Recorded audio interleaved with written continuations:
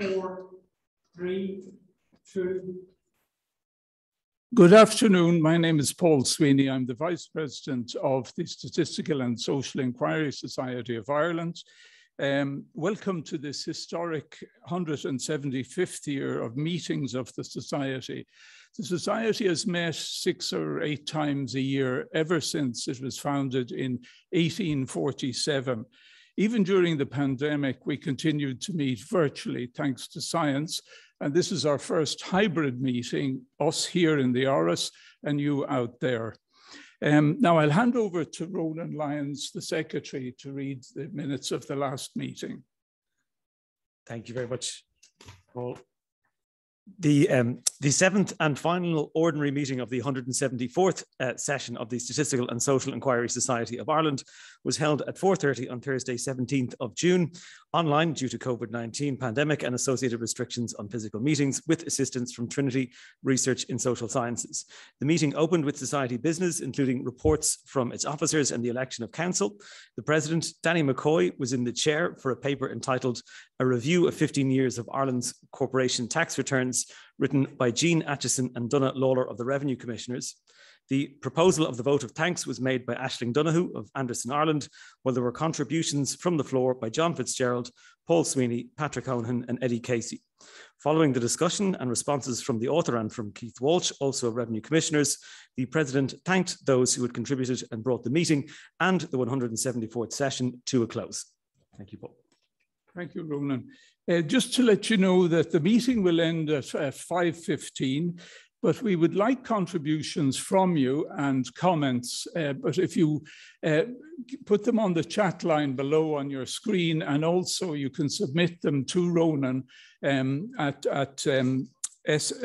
you can look up the Secretary at SSISI.ie. And they will be published on our website, which goes way back to Black 47. So we're honored to be here in Aras and to be here physically and broadcasting from the Aras. This was the home of the Lord Lieutenant of Ireland who ruled on behalf of Queen Victoria. 1847, the year the Society was founded, had seen the country ravished by famine for a number of years. And while there was indifference here from the Lord Lieutenant, down in Dublin, the Protestant Archbishop of Dublin, Bishop Whately, together with a group of intellectuals, the founders of this society, were meeting to see what could they do about the famine. And they set up this society to address that and any other pressing issues of the day. And that tradition has continued on to this day. Now, the inquiry, today we'll have Danny McCoy, and it is with great pleasure that I introduce someone who has devoted his life to the spirit of inquiry, one who is both a public intellectual and a man of the people. An Uachtarán, Michael D. Higgins. Over to you, Mr. President.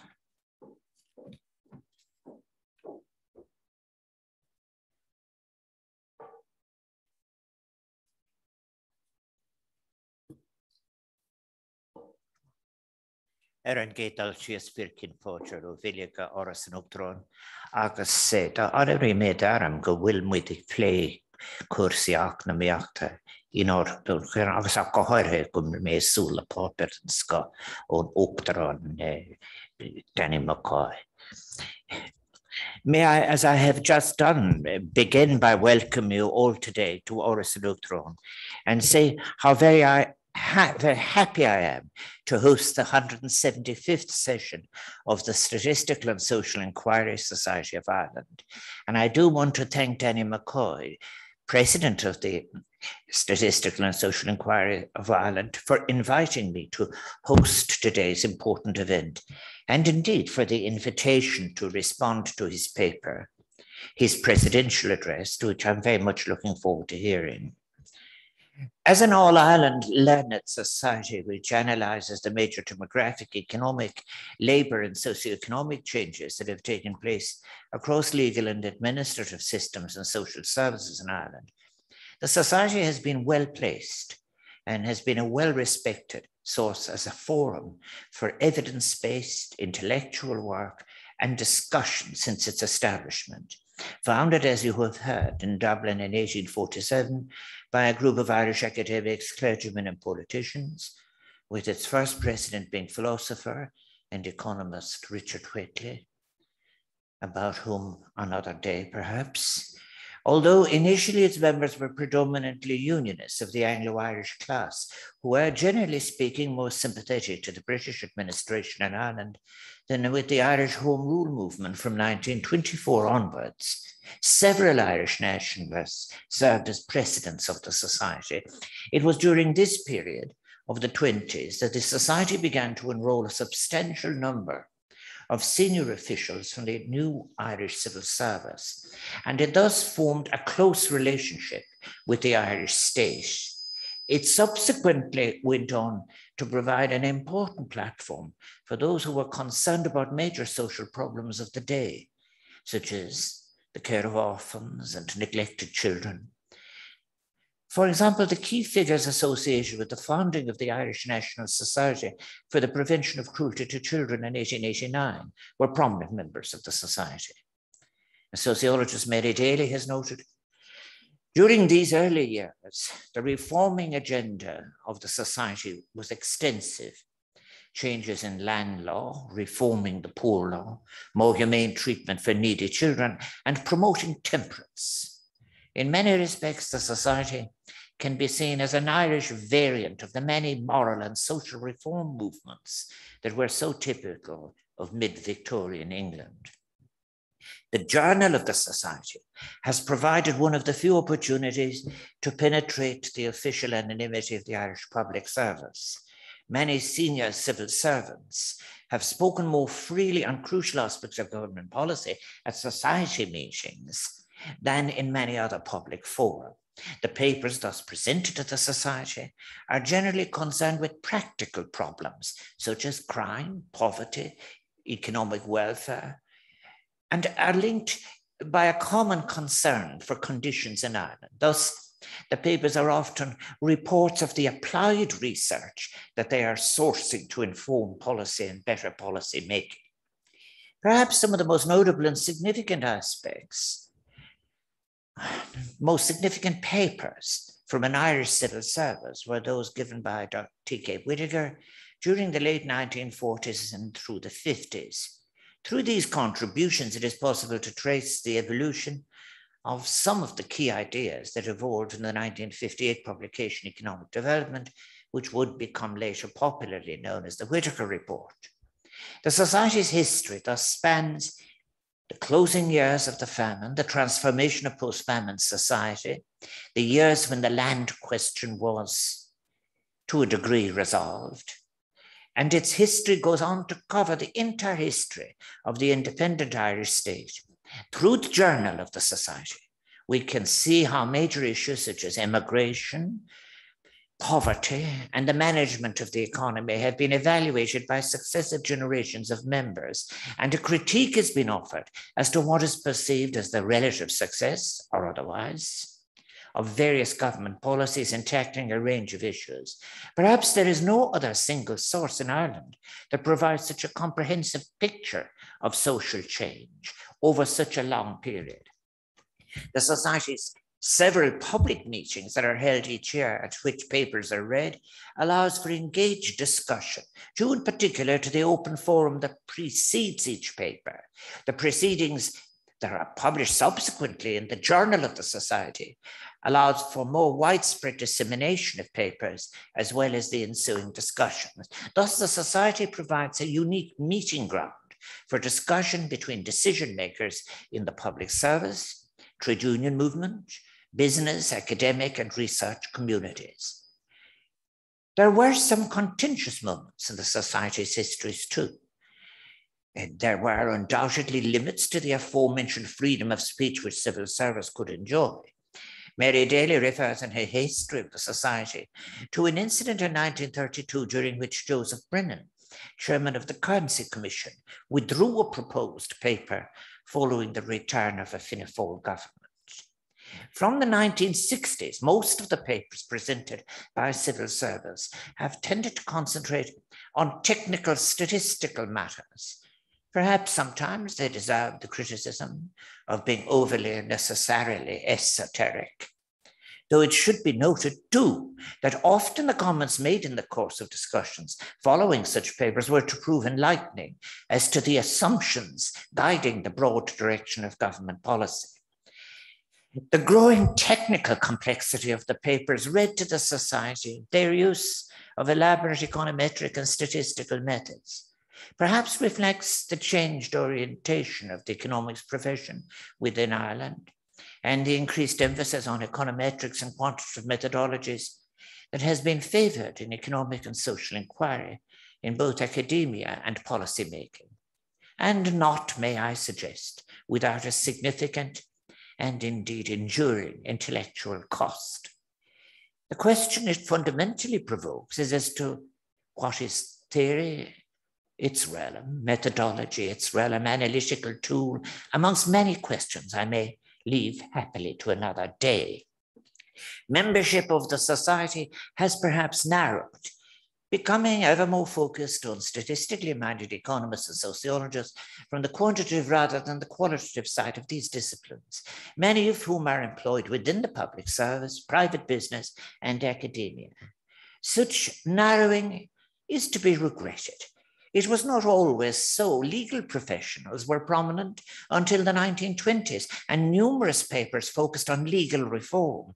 However, such topics have since become less frequently visited by the society. Thus, the choice of topic by the distinguished outgoing president of the society, Danny McCoy, is all the more welcome for these reasons. Until the 1940s, the society provided an important forum for investigating, for example, public health matters too. Today, such research is more likely to be presented in a specialist or epidemiological journal. And while there are benefits from this growing professionalization, the loss of an interdisciplinary audience is to be regretted. May I suggest respectfully then that the major challenge for the society is to find a mechanism for maintaining and strengthening this important dimension of interdisciplinarity. I believe that such an outcome would facilitate a rich connection between the social sciences, humanities, and culture, facilitate learning from the interstices between disciplines, whereas it would see, to put it, the most exciting ideas emerge, representing two, a paradigm shift away from the strict, sometimes arbitrary divisions that have on occasion impeded academics to realize their best work, and which perhaps has fueled the decline in interest in the public intellectual and their ideas. Danny McCoy's choice of venue, as well as topic, is a most welcome indicator for his support of an uninhibited discussion as to the models we need for our future shared life.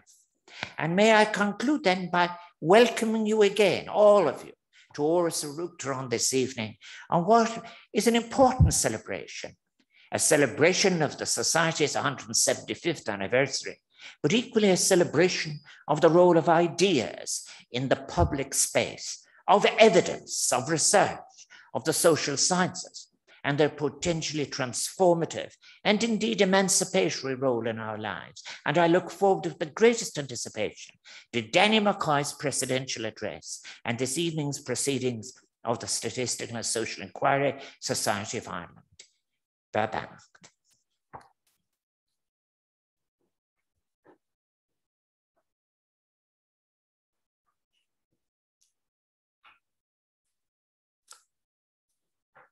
An Uachatarain, ladies and gentlemen, thank you, An Uachatarain, and your team for the great honour you bestowed on our society and the personal honour that you bestowed on me to have this opportunity to present here at Aras An Uachatarain.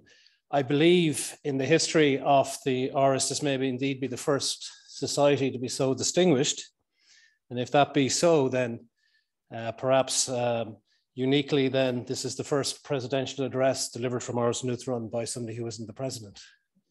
So for those of you with minority interest, that might make for a good pub quiz question.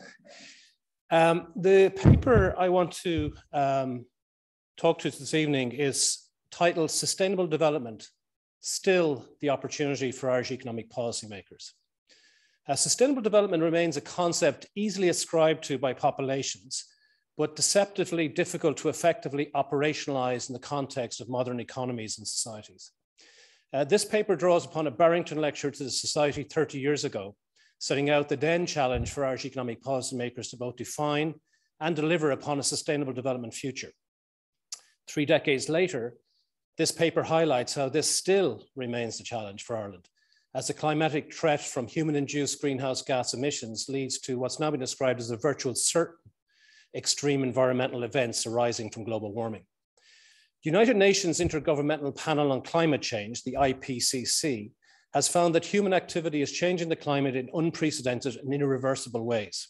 And whilst the economic and social progress of Ireland in the last 30 years was inconceivable from the vantage point of the early 1990s, the paper argues that the statistical evidence is that our society has failed to grasp the opportunity from the perspective of having used the time wisely to address the challenge, but that the opportunities from both economic and technical advancement, along with an educated generational behavioral response, still provides the prospect, albeit in a limited time frame, to achieve a sustainable development outcome.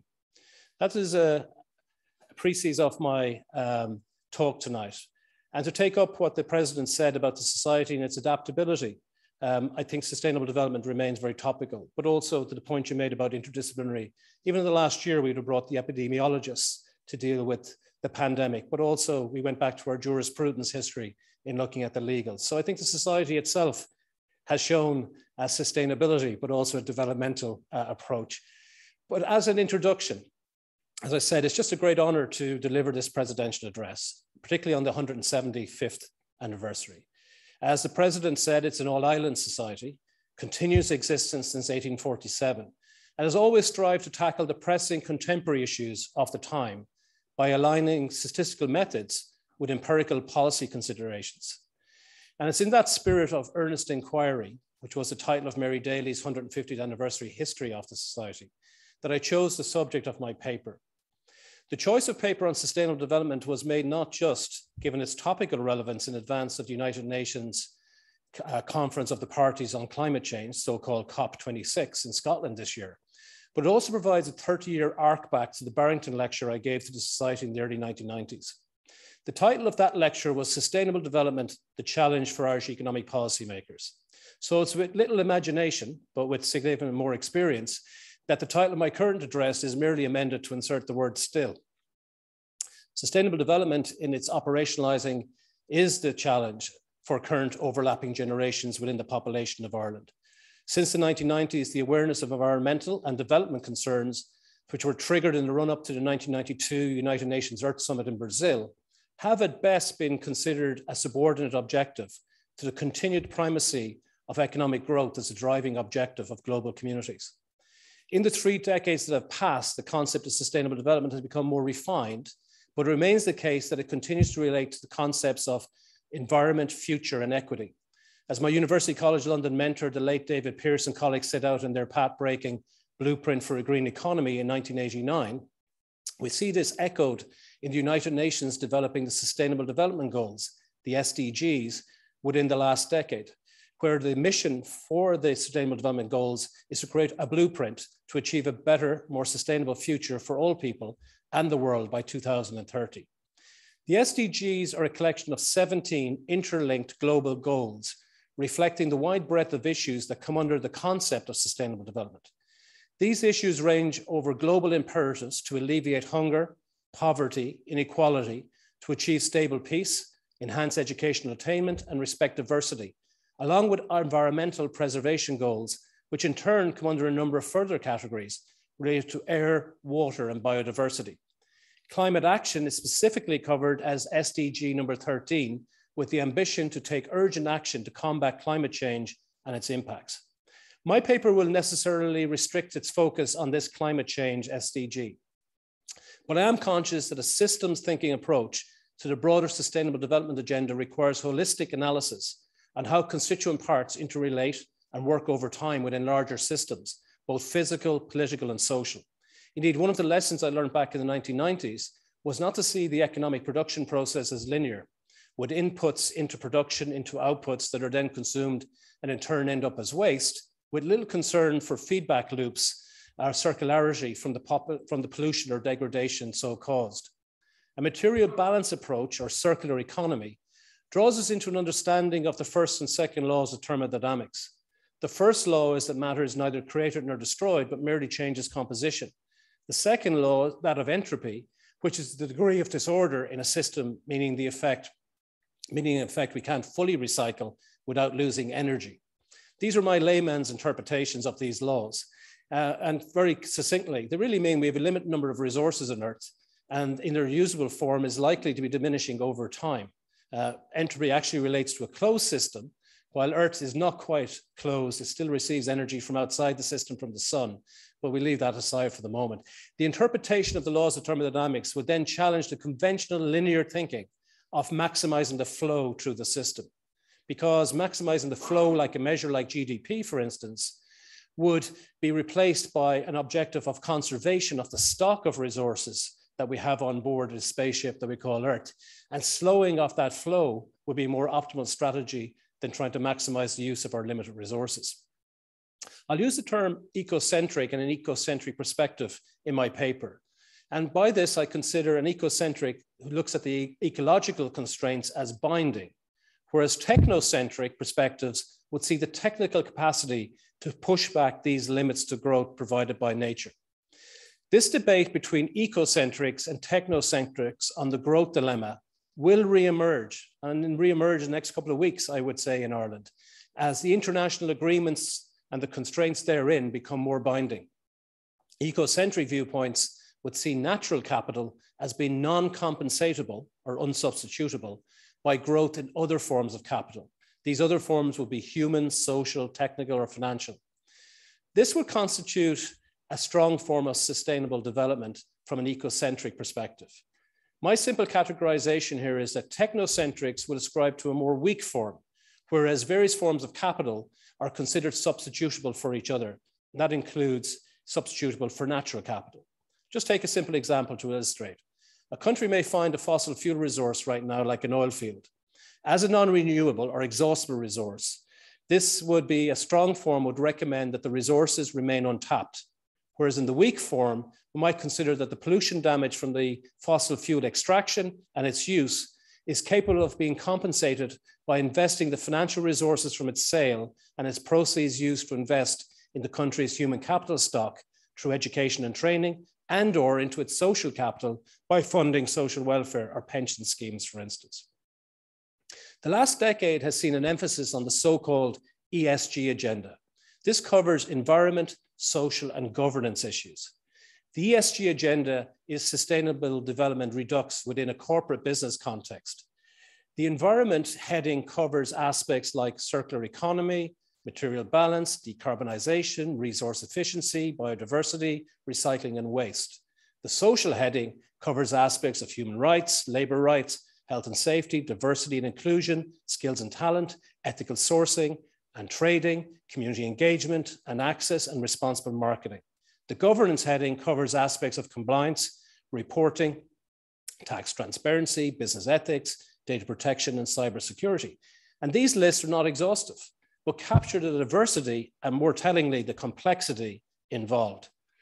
In my role as CEO of Ibec, which is Ireland's largest business representative organization, I've witnessed the emergence of a global business focus towards so-called stakeholder capitalism away from shareholder capitalism, which would have been the dominant paradigm 30 years ago.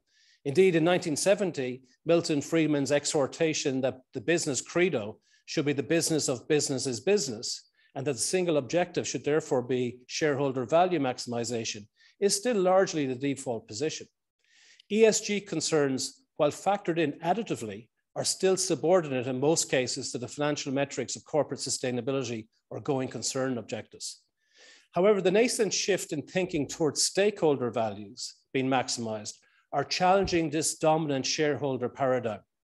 Indeed, Ibec's own Business Leaders Conference this year on stakeholders and sustainability captures the corporate zeitgeist, where both sustainability and stakeholder engagement are seen as going hand in glove with traditional business objectives.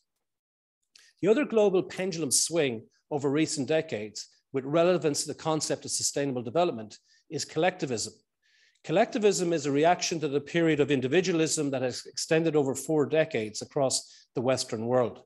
The financial crisis of a decade ago was a catalyst for revising some of the more extreme aspects of individualism that ultimately gave rise to what many refer to as precariousness.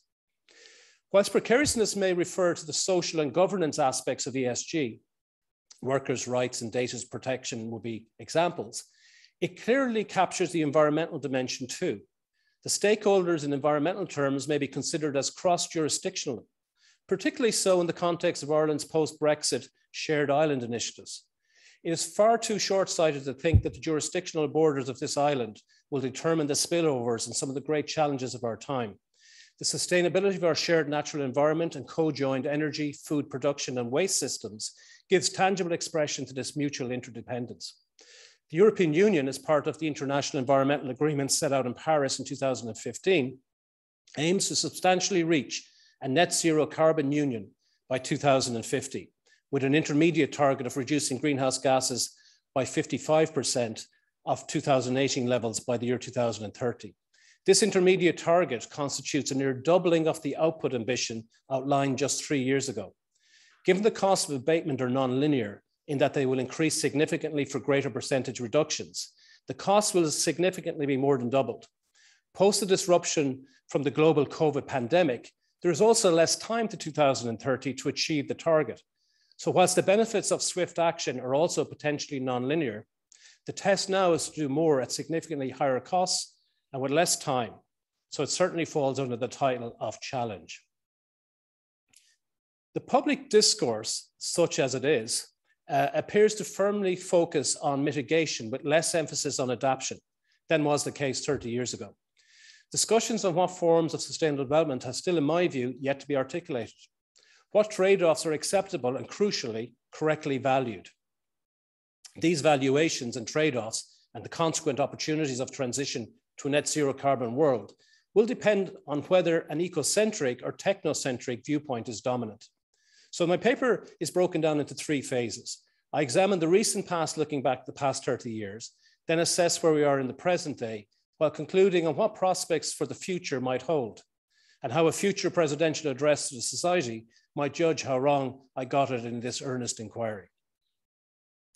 The past is another country. Well, when reflecting on this lecture, Hartley's words that the past is certainly a foreign country, they do things differently there, was on my mind.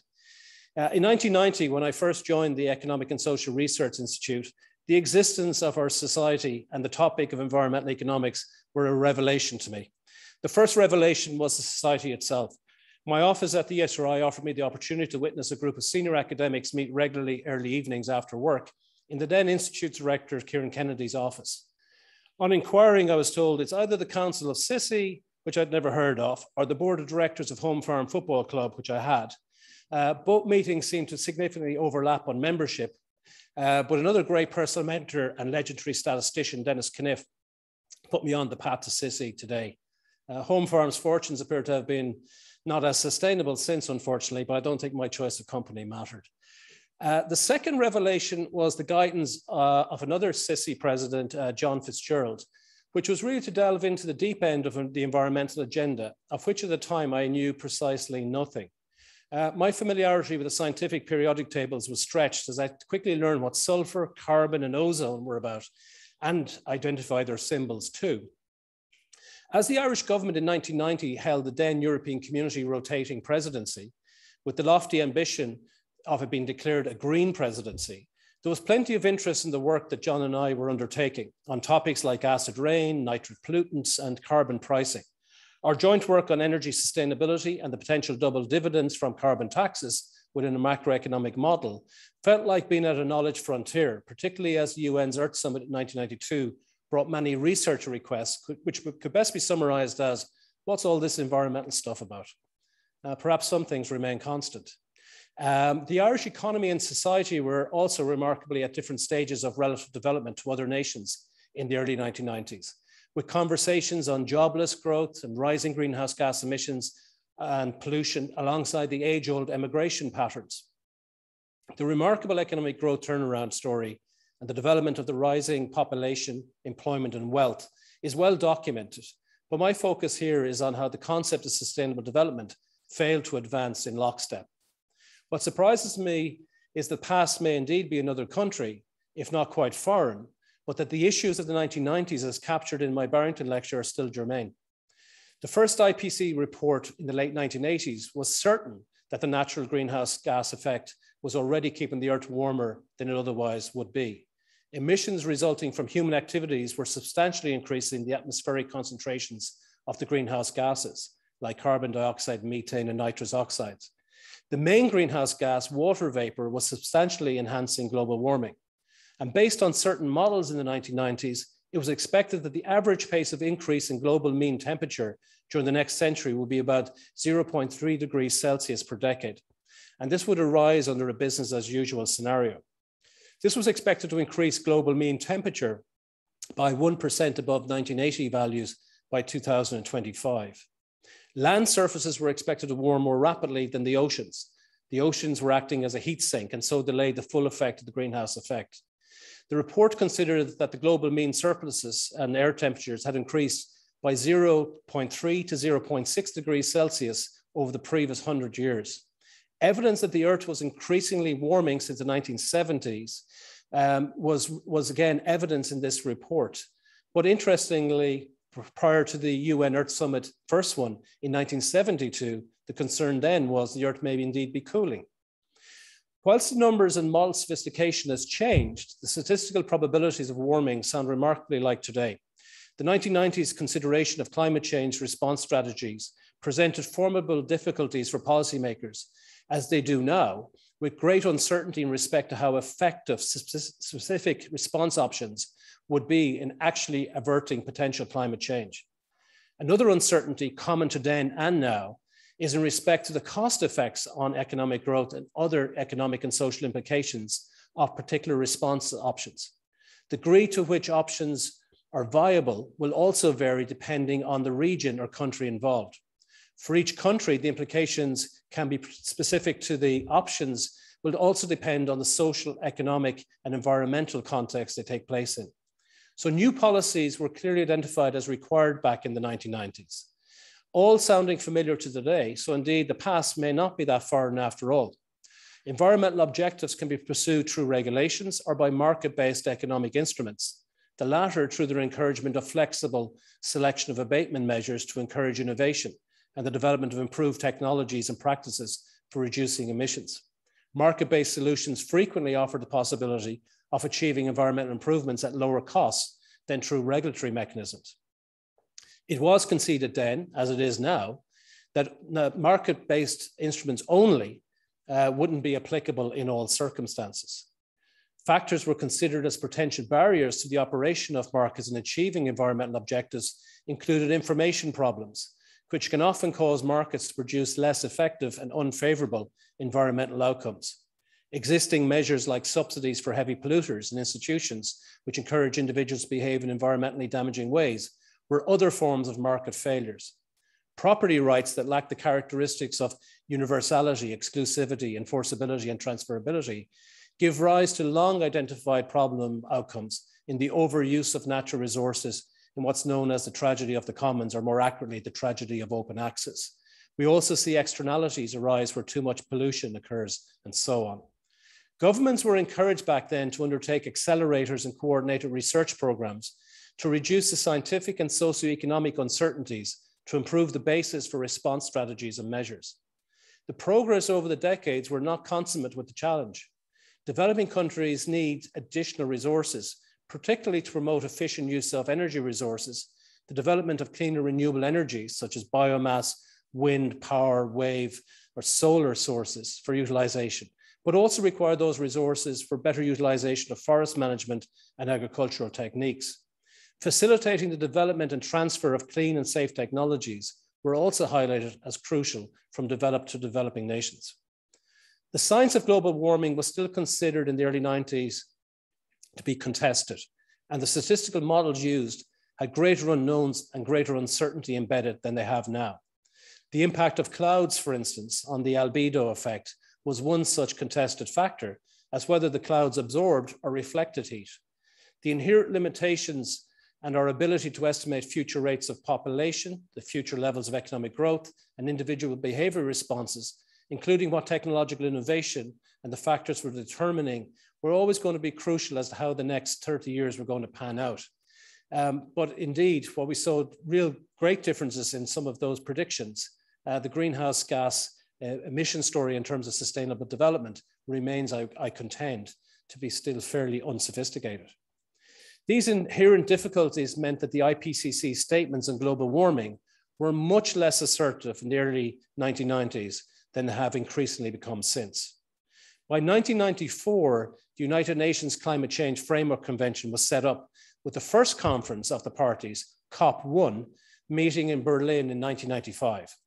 25 COPs later, we see the assertions from the global panel of scientists on global warming becoming more trenchant in its warnings and recommendations.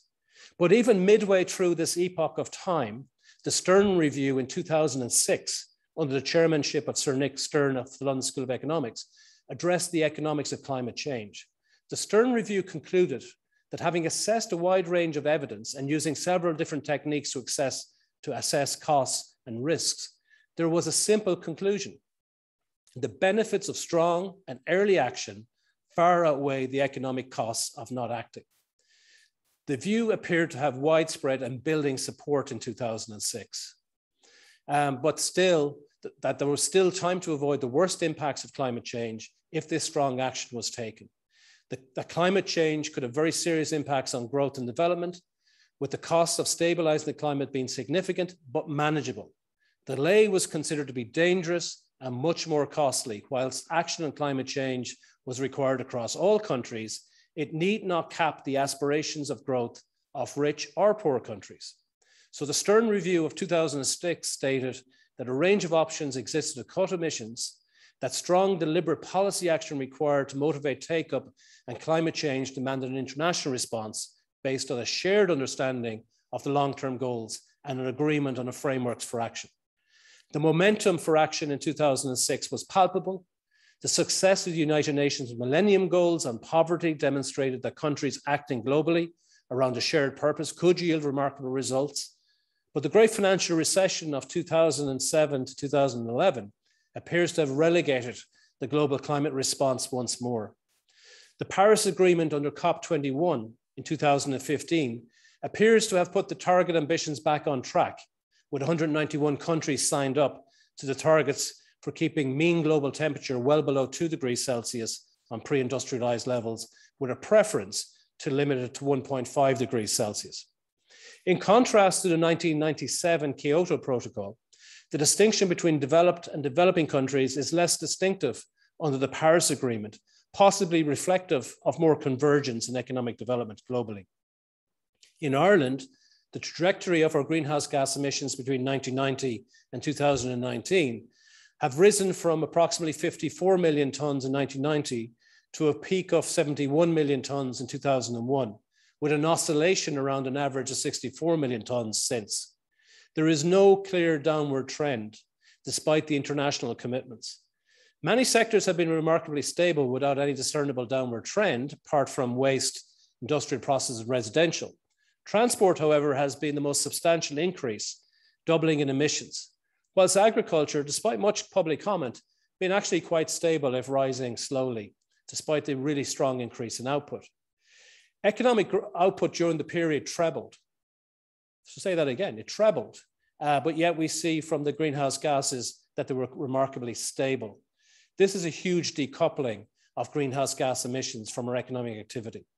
This holds whether you use GDP, GNP, or modified domestic demand, stripping out the impacts of foreign direct investment in our numbers. So we see that there is no correlation now between economic activity and greenhouse gases, but our ambition is actually to decouple fully to get to a net zero position. So the challenge still remains immense. In terms of air quality over that same period, we've seen improvements on factors like sulfur dioxide, nitrous oxides, particulate matter. In other words, the air that we breathe, we've seen incredible improvement. However, other gases like ammonia, non-methane volatile organic compounds are still rising. And so this is impacting on our health.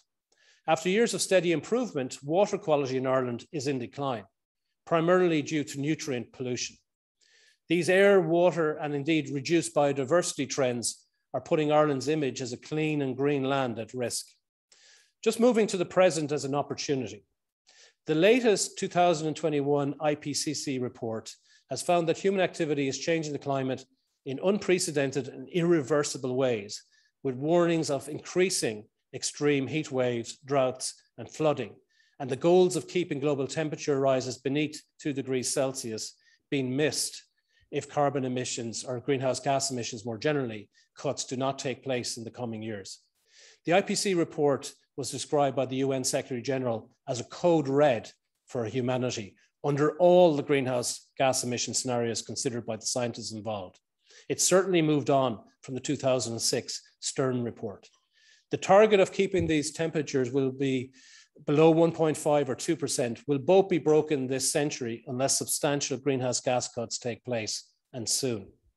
Among the key points in the IPCC report are that the global surface temperatures have risen by over 1 degree Celsius since 1970, with the past 5 years having been the hottest on record since our society was created back in the 1850s.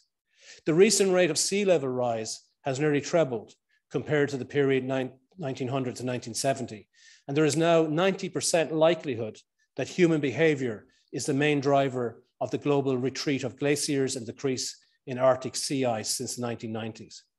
It is, in quotes, virtually certain that extreme weather events such as heat waves have become more frequent and more intense since the 1950s, and cold events becoming less frequent and less severe.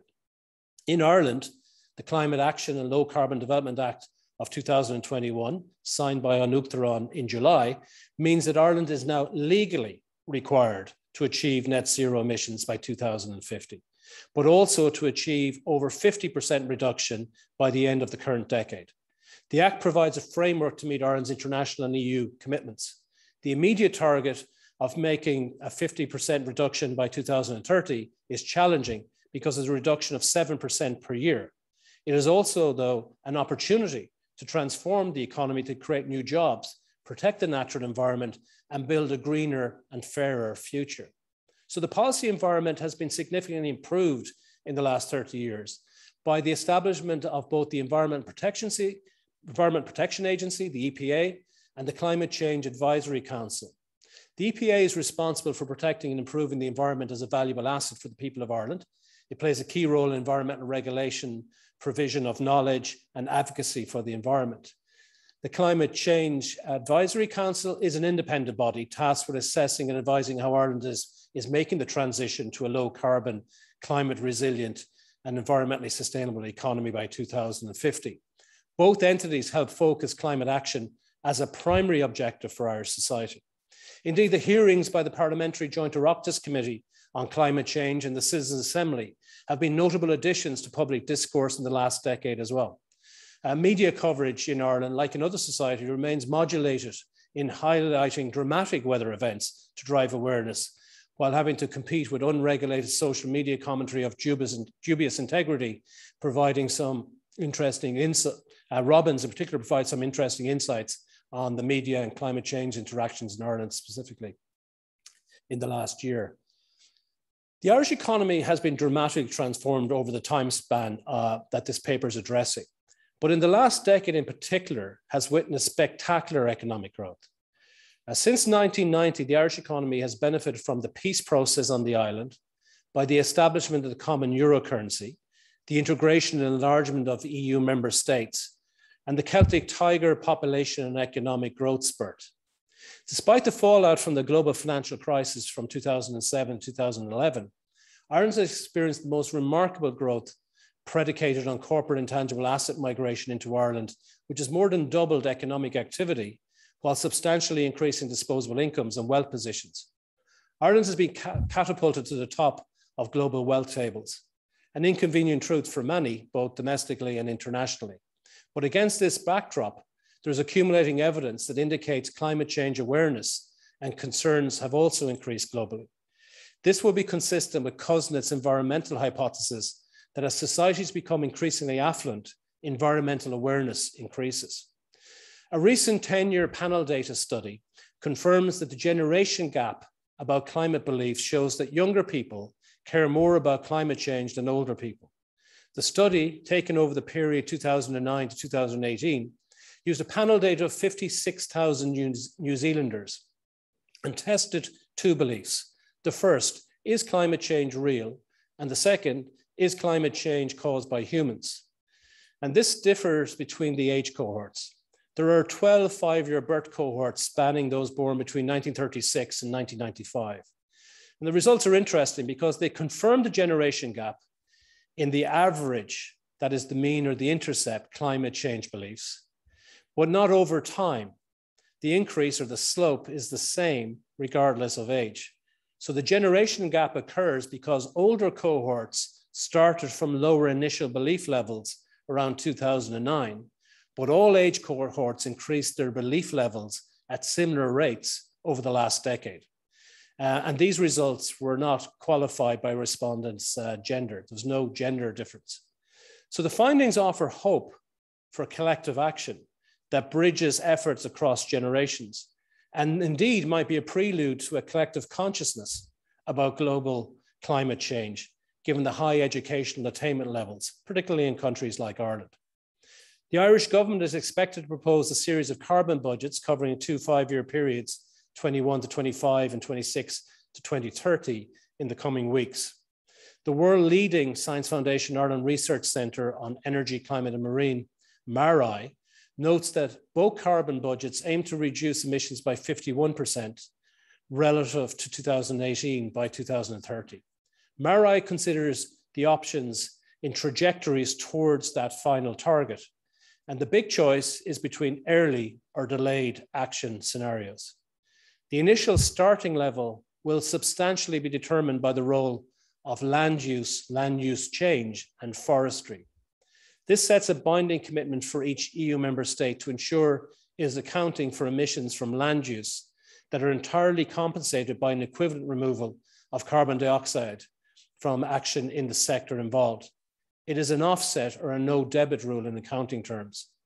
The national peatlands and forests are sources of carbon capture, but as they're exhausted by harvesting, new replenishment stocks are required. Indeed, in the case of peatlands or bogs, these are exhaustible fossil fuel resources, so they need to be preserved, whilst forestry assets are renewable resources that require careful husbandry to ensure net carbon neutrality. Indeed, in my 1993 paper, I used peatlands and bogs as a case study on how valuation techniques could help operationalize sustainable development. The evolution of the peatland management and indeed the transformation of Bord na Móna in the last 30 years is a real example of the necessary refocus towards conservation. The process involves real hard trade-offs to ensure just transitions for the stakeholders whose livelihoods are displaced, but these are an inevitable consequence of adopting the targets of emission reduction required to mitigate global warming. And many other sectors are going to feel the same forces in the coming years. To reflect on the future, after 30 years, the global economic model is fundamentally transformed.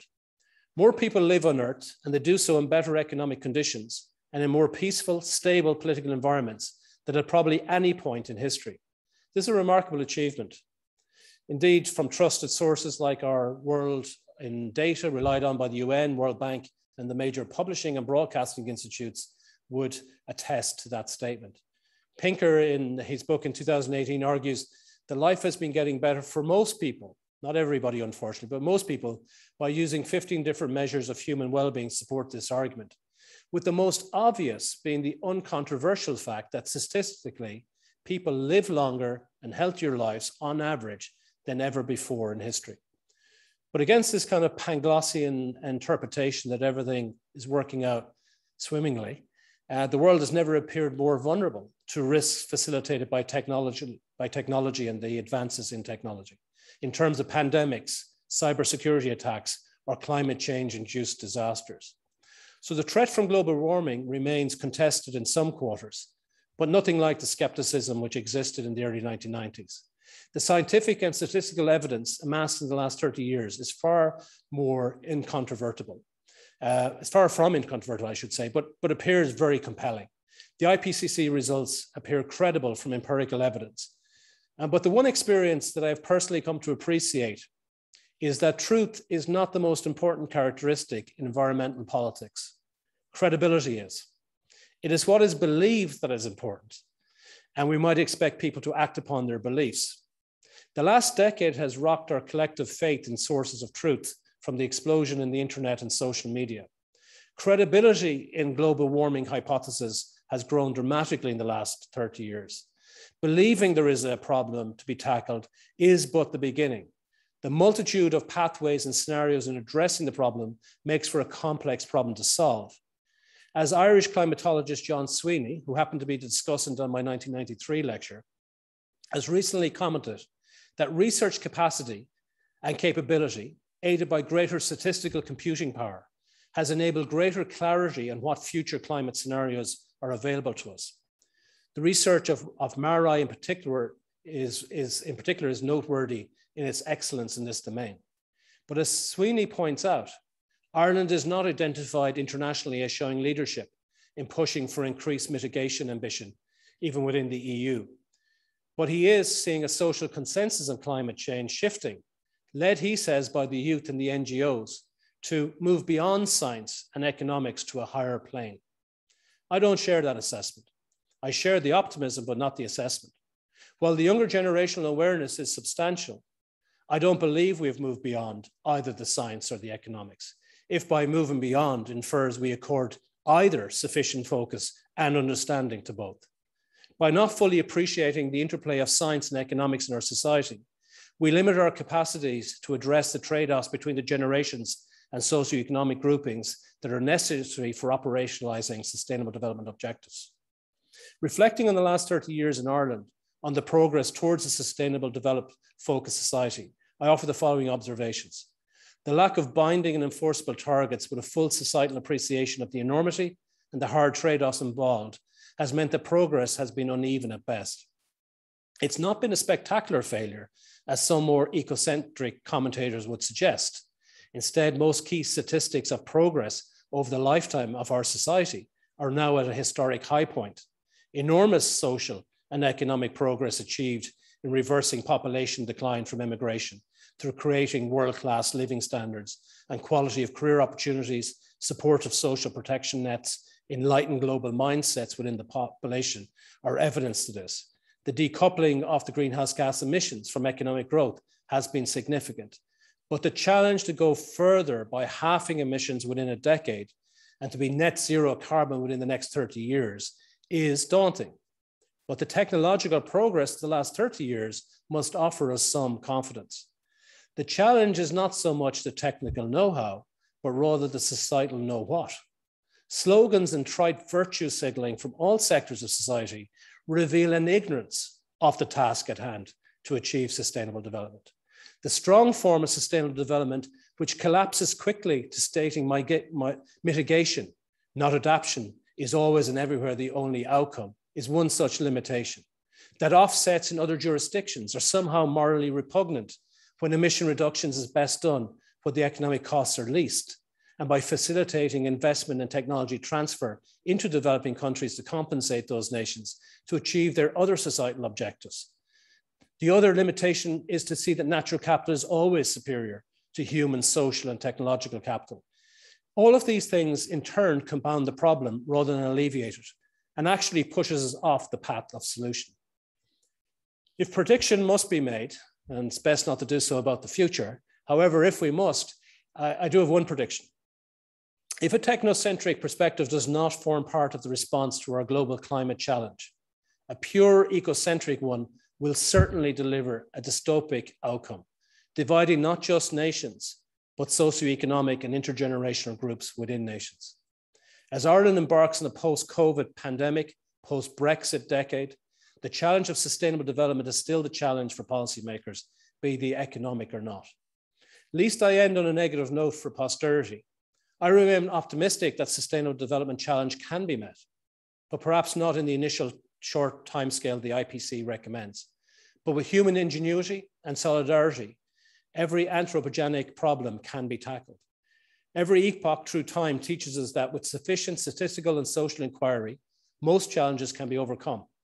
The Irish famines of the 1840s, precursors to the establishment of our society in 1847, should remind succeeding generations that security of supply of essentials for existence should not be taken for granted, be that food, energy, or shelter. Contemporary concerns on energy and housing should not blind us to how important our modern food supply chains are, and that the security of food supply needs to be focused upon in our decarbonisation transition. To finish on a quote from Ulysses by Tennyson, not Joyce, we have touched to our forebears, perhaps, when this was published contemporaneously in 1842, when our society was being created. The quote is, "Though much is taken, much abides.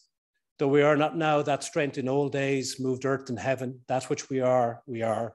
One equal temper of heroic hearts, made weak by time and fate, but strong in will, to strive, to seek, to find, and not to yield." That's my hope.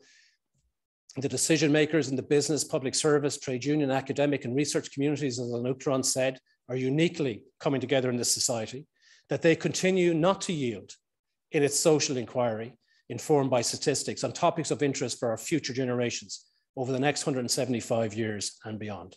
Thank you.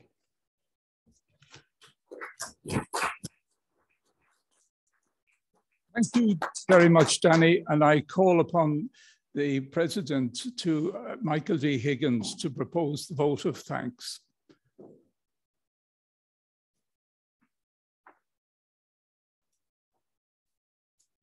Well, Tugadh Joe, Snam and William Shavala, it certainly gives me the greatest of pleasure to propose a vote of thanks to Danny McCoy for what has been a splendid paper. We've heard from the President of the Statistical and Social Inquiry Society of Ireland.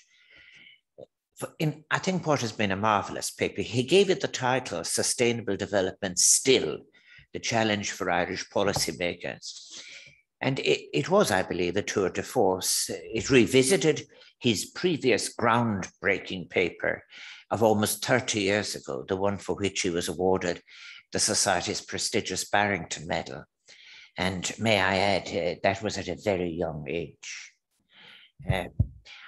As I revisited that excellent paper from 1992, I was more than a little depressed to consider how little progress has been made in the last 3 decades on the topic of sustainable development, and in particular on climate action.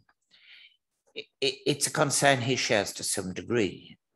The late 1980s and early 1990s had given way to sustainable development becoming a mainstream concept, thanks, among other developments, to the influential 1987 report of the World Commission on Environment and Development, or the Brundtland Report, as it is commonly known, named after its chairperson, the then Prime Minister of Norway. That report made what was a seminal contribution to the ecological discourse, as well as providing the modern three-pillar definition of sustainability. It also grounded the concept of sustainable development in intergenerational terms. Quote, humanity has the ability to make development sustainable, to ensure that it meets the needs of the present without compromising the ability of future generations to meet their own needs. Academics such as David Pearce, who has been referred, from University College London, Frank Convery and UCD, were to the forefront of the environmental economics debate, offering suggestions as to how sustainable development might be operationalized for policy, making the case that the environment was undervalued by mainstream economics and economic evaluations, such as cost-benefit analysis, and proposing that environmental assets or natural capital be considered just as important as other endowments, resources in our capital stock. The 1992 United Nations Earth Summit in Rio de Janeiro, at which I was present as part of a team making a documentary entitled grandly 7 Days to Save the World, was a milestone and a moment of hope. It created as a response to emerging crises, it was. And the belief and hope was that United Nations member states could cooperate together internationally on development issues relating to sustainability. Such issues, being global in impact, were perceived as too big for individual member states to tackle in isolation. The conference had its contradictions. I remember them well. Organised by Maurice Strong for the United Nations, the Business Council for Sustainable Development enjoyed full participation rights, sitting on the platform alongside member states. Its far-seeing vice chair, I interviewed him at length, Mr. Agnelli, believed that if capitalism was to survive, it had best run with the unstoppable concept of sustainability. On the other hand, I recall interviewing indigenous peoples on a Greenpeace boat at the very same Earth Summit in Rio. They had no direct representative. Countries spoke for them: France, Germany, Denmark, United States, Great Britain, so on. They had no direct presence, and those indigenous people really from small island developing states, they remain among the most vulnerable to the impacts of climate change today. Indigenous peoples like those I met in 1992 have been quite shamefully excluded from direct representation at so many international conferences on climate change and biodiversity. In fact, it is at the recent World Summit of Indigenous Peoples and Nature at the International Union for the Conservation of Nature's World Conservation Congress in Marseille just recently that they had for the first time in 2021, direct representation. Recognition was, I recall, the word invoked time and again by Indigenous leaders during the conference, an event which ran alongside the Global Diversity Conference held in Marseille, both just last month. So Rio was useful in mainstreaming and capturing sustainability concepts. Yet it is so disheartening that so many of the agreements made in Rio have not been realized regarding such fundamental issues as fighting poverty, cleaning up the environment. And while much has occurred, as you have heard since then, both in Ireland and at the European Union level and internationally, including a series of annual United Nations conferences on climate change, some of which have proved more successful than others, as well as the United Nations 2030 Agenda and Sustainable Development Goals, we now find ourselves on the precipice of an environmental disaster. Ecosystems collapse and runaway biodiversity loss is happening. Delivering on the United Nations Sustainable Development Goals is now what I would describe as a first-order moral issue for our very survival itself. Yes, the decoupling of greenhouse gas emissions from economic growth in Ireland has been significant, as Danny McCoy has just said. It is a gain, but it can hardly be a source for much self-congratulation. Gross domestic product in Ireland, as we know, is a volatile statistic, prone to enormous fluctuations resulting from the significant presence of multinationals, whose profits subsequently repatriated are included in the measure of national income, distorting as it does Ireland's true wealth. Ireland's trend of decoupling emissions from economic activity is less impressive when measured against gross national product, netting out as it does repatriated profits, or gross national income, which adjusts domestic incomes for taxes paid to the European Union and for subsidies received from the European Union, both of which are alternative measures of true economic activity. A zero carbon economy and society requires moving to an economic and indeed community model that is restorative and regenerative by design, and that aims to keep materials, components, and products in use for as long as possible. The challenge to go further by halving emissions within a decade and to achieve net zero carbon within the next 30 years is daunting, but I agree with the paper Danny McCoy has given us in his assertion that the technological progress of the last 30 years does inter alia offer us some hope. A technocentric perspective must form part of the response to our global climate challenge, yes, but ultimately it is as a society, all of us, as responsible citizens, who must adapt our lifestyles in terms of consumption, behavior, and production so that we live more sustainably. We must respond and change. Danny McCoy's conclusion that while the economic and social progress of Ireland in the last 30 years may have been inconceivable from the vantage point of the early 1990s, Available evidence, however, points to a failure on the part of our society, and I would add importantly our policy leaders, to grasp the opportunity with sufficient courageous urgency from the perspective of having used the time wisely to address the climate challenge.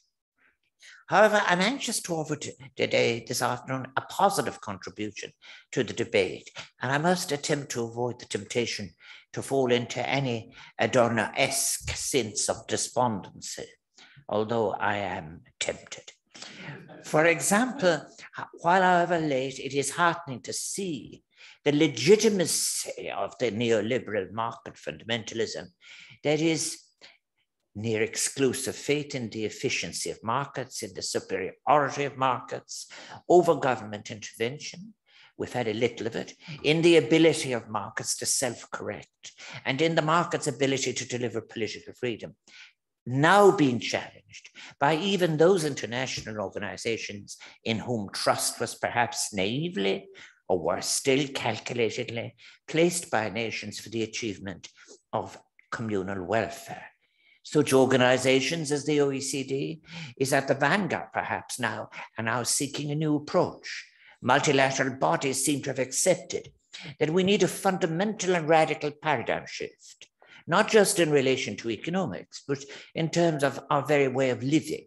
New ideas are thus now required, and even more, their communication to citizens. Ideas based on equality, universal public services, equity of access, sufficiency, sustainability. And new ideas are fortunately available in the form of a practicable suggestion for an alternative paradigm of social economy within ecological responsibility. But they must find their way onto the public street. They must find their way onto the curriculum in the places where, for example, economics is being taught. Thankfully, we now have a richer discourse than perhaps we did a decade ago at the last point of crisis, owing to scholars such as Ian Goff, Mariana Mazzucato, Sylvia Wolby, Kate Raworth, Peter Kirby. They are now in the public discourse, and many others who advance ecologically sustainable and socially progressive alternatives to our current destructive, failed paradigm. This scholarship suggests the real emancipatory potential for a new, recovered political economy. And I have called for some years now on third-level institutions, both in Ireland and abroad, to ensure it is taught and thus for it to be available to inform policy, to be allowed a space on the curriculum. For even at the most basic level, I believe that failure to facilitate a pluralism of approaches in teaching economics is a deprivation of students' rights, leading as it does to a narrow, blinkered and distorted education in economics and the wider social sciences. Students are entitled not only to pluralism in what is taught, but to be able to find intellectual and practical fulfillment in the engagement with ideas, ideas that will in turn be an influence on the options they will advocate for policy and indeed be part of their life contribution. As to the new paradigm, consideration of a new ecological social paradigm based on economic heterodoxy recognizes the importance of resiliency, the limits of the world's natural resources, as well as acknowledging the role that unrestrained greed has played in creating the climate crisis. I am a strong supporter of Ian Goff, as will be very clear in his wonderful book, Heat, Greed and Human Need. The suggested new paradigm emerging from the best of the new writing offers a better connection between economics, ecological sustainability, and ethics. It asks us to reflect on how unrestrained, perhaps even championed greed and a lack of respect for the Earth's natural resource limits has brought us to the state of ecosystem collapse as we continue in the Anthropocene era. It recognizes the depth of the change that is required, and it goes further, envisaging a more equal and moral society, one in which the state is seen as a provider of quality, universal services for its citizens, meeting need rather than want. Services that are seen as an investment in society rather than a burden. It is beginning to achieve a consensus in parliaments that new policy instruments, eco-social policies, which underpin such an economic paradigm, will be necessary. These new directions in policy must simultaneously pursue both equity and social justice, as well as sustainability and sufficiency goals within an activist, innovative state, with substantial public investment and greater regulation and planning. Investment functions of social policy must be enlarged, therefore, to become more closely integrated with climate action investments. The important role that investing in nature can play in achieving a more sustainable, resilient, and healthy world must be recognized by governments. All of this also offers a much more active, participatory, fulfilling version of society itself, one that where citizenship is not defined as license to insatiable consumption. Just as the most effective welfare states in the world promote universalism as a core principle, an effective eco-social paradigm requires a universalist mindset. This is fundamental as a compass, as are additional targeted measures to mitigate against any regressive impacts of decarbonisation policies on lower income groups or cohorts who will be impacted more adversely by the shift to a low carbon economy and society, such as, for example, those losing jobs resulting from the closure of legacy industries. In Ireland, this will mean a just transition must be achieved for those impacted by the closure of unsustainable carbon-intensive activities. Electricity production, for example. Workers must be offered reskilling opportunities to enable them to find suitable jobs in other areas, such as the green economy, or upskilling opportunities that can achieve sustainable incomes in other parts of society. A model for such a just transition has been made available to us by the National Economic and Social Council, whose 2020 report number 149 provides a framework within which the transition to a new political economy may facilitate a just transition. Participative decision-making models, such as that advocated in the People's Transition Task's recent report, views climate action as an enabler of local development, giving people and communities ownership of the transition to zero carbon societies, and enhances public support for a just transition by tackling inequality and raising standards of living through the delivery of climate solutions. Policies that promote real regionalism can also be central to a just decarbonisation. Mazzucato and others, who have provided frequent, insightful contributions to publications such as The Economist, Social Europe, and elsewhere during the pandemic's unfolding, have proposed that any firm-level financial assistance provided to recapitalise major companies in the wake of COVID-19 should be conditional on a greening agenda for its receipt. Such a suggestion is both a useful and reasonable contribution as we all seek to forge ahead with advocating an eco-social paradigm which now represents our best hope for a sustainable future and the most authentic demonstration of intergenerational solidarity. Out of respect for those who have suffered greatly, particularly owed to the pandemic with which we struggle, those who've lost their lives and indeed the bereaved families, we must not drift into some notion that we seek to recover what we had previously as any sufficient resolution, that we should regard it as sufficient response to what we now face, that we merely revert to the insecurity of where we were before through mere superficial adjustment of fiscal and monetary policy parameters. That would be so wholly insufficient to the task now at hand. We have to do better. We must exit the paradigm that has failed, envision and give substance to the alternative. A brighter horizon must be put forward, which offers opportunity and hope, that carries an intellectual energy, informed by a shared moral purpose, born out of our interlocking contemporary crises.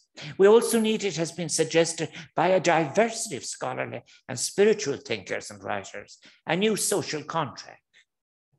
Minouche Shafik, in her recent book, What We Owe Each Other, presents a compelling case that a more generous and inclusive society would also share risks more collectively. In an odd to matter sense capabilities approach, such a society would broaden opportunities and ask citizens to contribute for as long as they can so that everyone can fulfill their potential. Esg identifies the key elements of a most generous social contract, one founded on solidity, solidarity, and harmony, one that recognizes our interdependencies, supports and invests more in each other to build a more inclusive, cohesive society together. A statistical issue of relevance to sustainable development is that of time preference. It is a notion in economics and economic evaluation specifically that seeks to capture the trade-off between consumption today and consumption in the future. Many environmental economists have warned for quite some time now that the discount rate, the rate at which society is willing to trade off present for future benefits, has been set too high in economic evaluation, thereby favoring short-term projects, including in environmental policy, to perform better in cost-benefit analysis than those with a longer time horizon, which includes so many projects that deal with climate change mitigation. Empirical evidence suggests that humans tend to value immediate or near-term resources at higher levels than those acquired in the distant future. If we've any sense of intergenerational justice, then surely it follows that we have a moral duty to protect the interests of future generations, ensuring some level of intergenerational equity by preventing the present generations from ignoring the long-term environmental and other consequences of present-day economic activity. Social discounting, so prevalent in influential cost-benefit analysis, can almost entirely devalue the economic and social impact of even catastrophic environmental events occurring outside a 50-year time horizon. For example, the present value of a catastrophic event occurring 50 years from today would be valued at less than 1% of its future value, assuming a 10% discount rate. Thus, the setting of discount rates that are too high or arbitrarily selecting discount rates to meet short-term political goals at the expense of longer-term priorities can have harmful long-term consequences, resulting in adverse selection and a form of myopic political economy that pays scant attention to the needs of future generations or objectives that go beyond a short-term political cycle. And it is incompatible with an eco-social paradigm of which I've spoken. All of this demonstrates the distinction between political economy and the limitations of raising an analytical instrument to the level of a sufficient theoretical approach in policy. The opportunities, as Danny McCoy's paper outlines, from both economic and technical advancement, along with an educated generational behavioral response, still provides the prospect, albeit in a limited time frame, to achieve the goal of just, sustainable development. Indeed, as he so rightly points out, it is through human ingenuity and solidarity that every anthropogenic problem can be tackled. We have no other option available to all of us as global citizens now, but to make radical shifts towards a decarbonized existence if we have any hope of avoiding the bequeathment to current and subsequent generations of a hostile, volatile, and threatened planet. Unless we collectively take action to prevent catastrophic climate change together with a real commitment and transfer of resources towards assisting communities to prepare for and adapt to changing climates, population flows driven by climate shifts will take place in a context where old and emerging conflicts will undoubtedly be exploited by those seeking to invest diversity with fear, hate, exclusion, and dehumanization. Our basic morality as humans suggests that it is unforgivable, for example, that another 100 million people be destined for extreme poverty by 2030. Should we fail to honor the commitment to tackle climate change effectively, the need for collective action addressing the climate crisis becomes more evident every month. The defense of previous generations that we did not know is not available to us any longer. A sense of justice, not only for now, but for the future, requires that the capacity and power of our residual sense of a shared humanity be invoked to give us the energy to reconnect our lives to a balanced relationship between ecology, ethics, economy, culture, and a lived experience of fulfillment. And the time to act is now. The longer we wait, the more we intensify and perpetuate the injustice of climate change, and we run the risk of correctly being regarded by future survivors of our planet as having been in collusion with what led to the destruction of the lives and environments of some of the most vulnerable peoples of our human family and the biodiversity on which our planetary life depends. May I conclude then again by thanking Danny McCoy and congratulating the Society for its contribution to Irish society for the past 175 years. I believe that Danny McCoy was quite prophetic for telling all those years ago. And today again, he has continued his contributions in his, and I think his paper represents a clarion call for us all to do so much more and with greater urgency to achieve a just and sustainable future for all of our global citizens on this shared vulnerable planet. Danny Muicas lad is done SSISI, Mille Buicas done common as an Ocoit Chakar Fond Dunel, Mille Buicas per banner. Thank you very much, Uachtarán, for a most well-researched and thoughtful and indeed challenging to us all on this very existential subject. And to second the vote of thanks, I now call on Dr. Marie Donnelly, Chair of the Climate Change Advisory Council. And this will, later we'll wrap up then. Thank you. Uachtarán Danny, President of the Statistical and Social Inquiry Society of Ireland, distinguished members and guests. It is an honour to be here today in such beautiful surroundings in Aras An Uachatarain, and I thank you, President Higgins, for hosting this event. It's also a privilege to respond to Danny McCoy's address, but it is also a challenge to match his comprehensive grasp of the subject, fluency of expression, and mastery of delivery. Danny has eloquently charted the progression of scientific detection, analysis, quantification, and correlation of climate change over the last 30 years, leading us to the position that we find ourselves in today, confronted by a code red alert arising from the 2021 IPCC report. Whilst climate change is a global struggle, let me commence with a review of Ireland's place in that struggle before focusing on the wider international context. The commitment in Ireland's recent Climate Act to reduce emissions by 51% by 2030 and to transition to a climate resilient, diversity rich, environmentally sustainable and climate neutral economy by 2050 represents a serious ratcheting up of the level of national ambition in the fight against climate change. Notwithstanding Danny's illustration of a decoupling of economic output with greenhouse gas emissions, actions taken to date in Ireland have failed to put us on a transition towards the national climate objective. At best, we have managed to stabilize the overall levels of emissions, but Ireland stands out as missing the EU 2020 target completely, and we are already paying the price.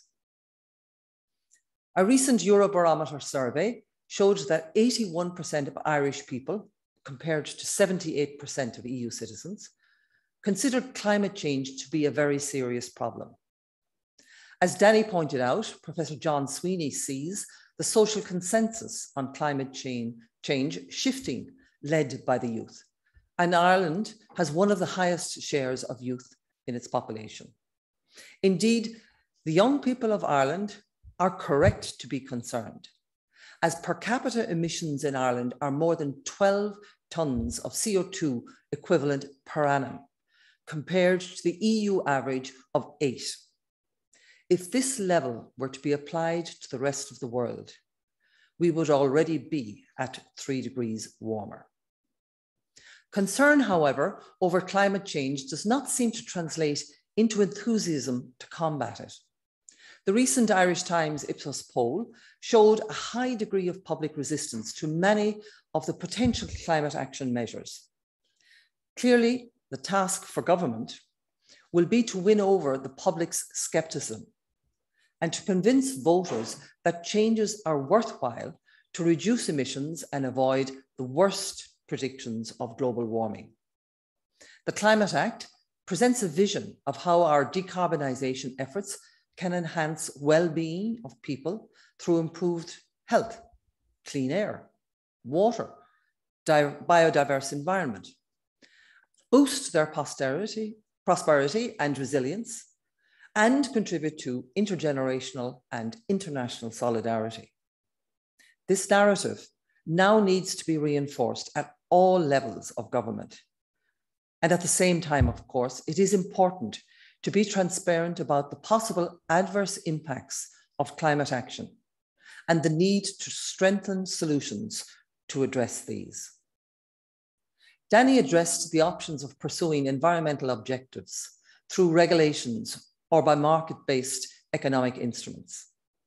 Whilst market-based solutions may offer the possibility of achieving environmental improvements at lower costs than through regulatory mechanisms, he did concede that it was not likely that only market-based instruments would be applicable to all circumstances. And either or option is perhaps insufficient, given the era-defining change that climate action will require. Whilst laws, policies, finance, technology, and innovation all have a role to play, in the end of the day, success can only be achieved when the hearts and minds of the population are engaged. This calls for both the climate science and policy community to be more open to inputs from the social sciences, collaborating on methods to assess the social, cultural, and political processes that shape climate debates and ultimately action. Policies and actions need to convince citizens that climate actions benefit them in order to rally their support for the changes on the ground.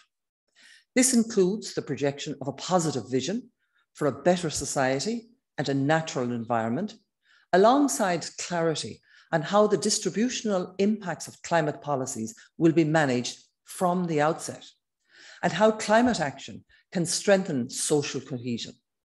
For example, renovating the worst performing housing stock occupied by low-income households can help address their greater vulnerability that stems from poor housing conditions. Climate action needs to extend just transition measures to all economic sectors to anticipate and manage social change. This involves the development of transition strategies in all regions, sectors, and for workers from old to new technologies and production processes. It is essential to build confidence that the distributional effects of climate policy will be equitably managed. In addition to the necessary compensatory mechanisms, this requires a fair distribution of costs and investment between governments, industries, and consumers globally to ensure that the burden of the cost is shared in a progressive manner. On this climate journey, everyone must be empowered to have a say. We must create pathways for all stakeholders to be involved in shaping climate actions and their delivery.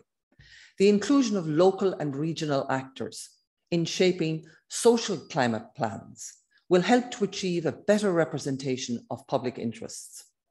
Transition strategies for a broad set of industrial activities should develop perspectives for effective workers through upskilling, reskilling, and lifelong learning programs, as well as perhaps retirement schemes. Beyond a focus on employment, they need to create future-proof regions with diversified, resilient economies and high quality of life. The Climate Change Advisory Council has been working diligently to respond to the mandate of the Act, with a view to recommending a carbon budget programme for 2021 to 2025, a second one for 2026 to 2030, and a provisional budget for 2031 to 2035.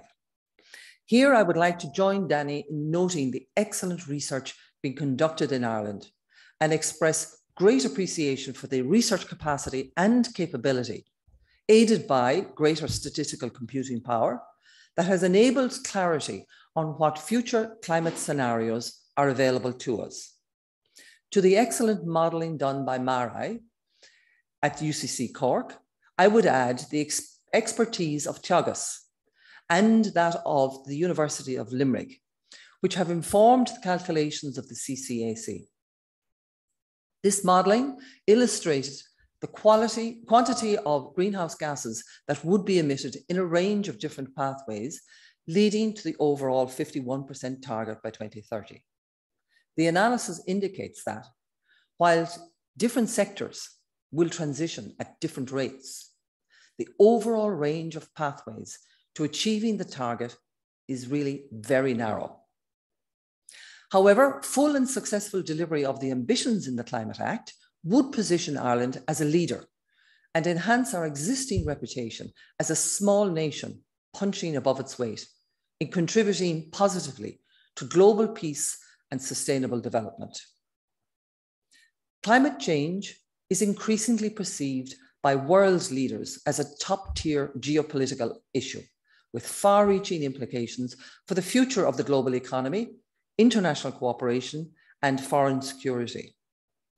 As we approach COP26 in Scotland next month, an understanding of the wider geopolitical picture is useful in assessing the likelihood of successful climate diplomacy there.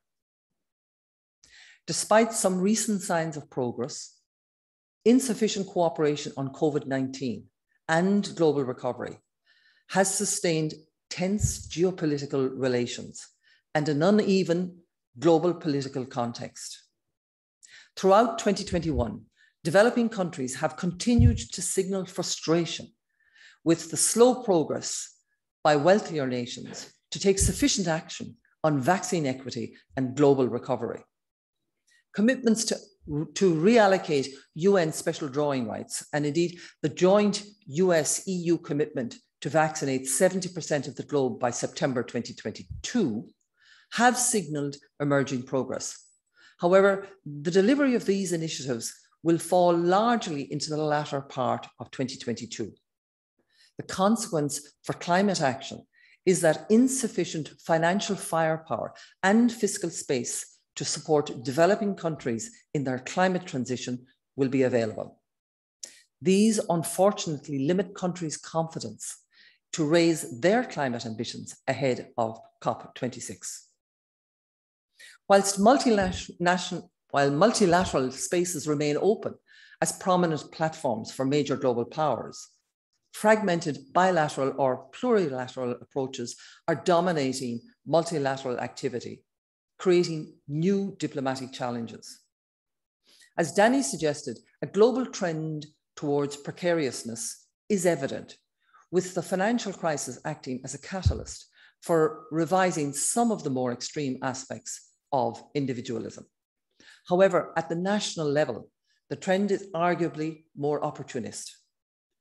From the recent Australia, UK, US activities in Indo-Pacific alliances to withdrawal from Afghanistan, the Western powers have shown a hesitancy towards reassessing geopolitical power in multilateral contexts. The US has also consistently prioritized bilateral approaches over multilateral avenues in its climate diplomacy. Announcements on development cooperation at the United Nations General Assembly hinted at further fragmentation. US President Biden reiterated his commitment to the Build Back Better World initiative, whilst Chinese President Xi announced a global development initiative just days after the EU revealed its own plans for the Global Gateway Initiative. Without multinational coordination, these pluralistic initiatives miss the opportunity to build confidence for higher global climate ambition. However, despite this context, climate change has continued to serve as a golden thread of cooperation, standing out as a remarkably distinct area of sustained high-level international diplomatic engagement throughout 2021. Global leaders have taken more decisive action to put climate in the heart of multilateral and plurilateral processes, including the G7, G20, and at the UN General Assembly. This has supported a delivery of tangible, if limited, climate outcomes that have helped build some of the momentum towards COP26. As a result, there is potential political space for a high ambition outcome at COP26 that sets an acceleration pathway to close the gaps to the Paris Agreement goals in the early 2020s, as indeed vocally called for from climate vulnerable country groupings.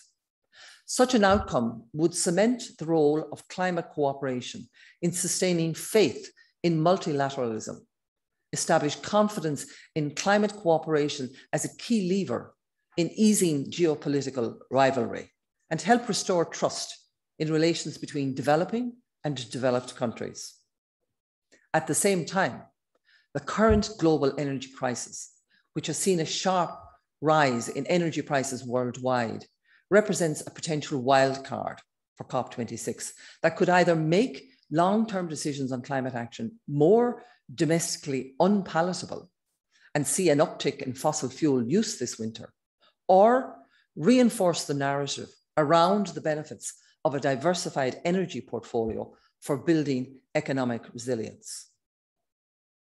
For Ireland, failure to reduce our emissions in a planned and managed fashion will cost us dearly, both in terms of reactionary expenditure to mitigate flooding, storms, droughts, and sea level rises, as well as damaging our international reputation, impacting foreign direct investment, exports, particularly in food, and in tourism. On the other hand, as the EU and indeed the world moves to decarbonize, the market for renewable energy, electricity, liquid fuel, and gas represents a real opportunity for Ireland. Just as the industrial revolution of the 19th century was powered by coal, supporting the steel industry, the sustainable revolution will be powered by renewable energy. And Ireland has an abundance of the natural resources to generate this renewable opportunity.